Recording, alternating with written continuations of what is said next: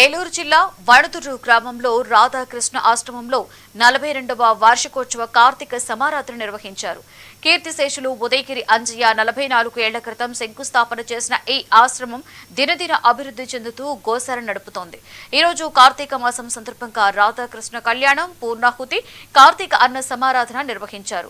భక్తులు ఉసిరి చెట్టుకు పూజలు చేశారు. ఈ కార్యక్రమంలో ఆశ్రమం నిర్వాహకులు గడ్డం మల్లికార్జునరావు, స్వాములు అంబికేశ్వరానంద, పురుషోత్తమానందగిరి, కరుణానందగిరి, కృష్ణానందగిరి, శివ ప్రియానంద తదితరులు పాల్గొన్నారు.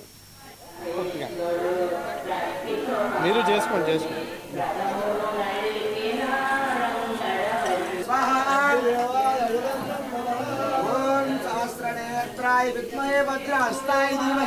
విద్యానందగిరి స్వామీజీ విద్యానంద స్వామి వారి నామకరణాన్ని మాకు స్థాపించారు. 80 ఏళ్ళు ఇక్కడికి వచ్చి విద్యానంద స్వామి వారు ఆశ్రమాన్ని స్థాపించారు. ఆ రోజు నుంచి ఈ రోజు వరకు కూడా చక్కగా భగవద్గీత పారాయణం, నిత్య తెల్లదామైన హోమం, ధ్యానము, జపం చేస్తూ భక్తులందరికీ చక్కగా ఇక్కడ మరి స్వాములు వారు చెప్పినట్టుగా ఉన్నంతట్లో ఏమీ కొరత లేకుండా అన్నదానం జరుగుతుంది. భక్తులు బాగా సహకరించారు. వారి వల్ల ఇక్కడ బాగా జరుగుతుంది. అందుచేత భక్తులకి ఎలాంటి విషయాలు ఇది గురుదేవులు ఇచ్చిన వరం. ఇలాంటి భక్తులు చక్కగా దీన్ని అభివృద్ధి చేసి దీన్ని ఇంకా ముందుకు తీసుకెళ్తారని మా కోరిక.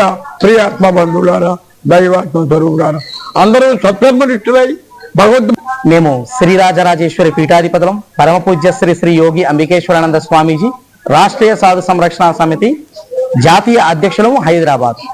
ఈరోజు కార్తీక మాసం యొక్క విశిష్టత, ఈరోజు క్షీరాబ్ది ద్వాదశి. అంటే ఈ యొక్క సద్గురు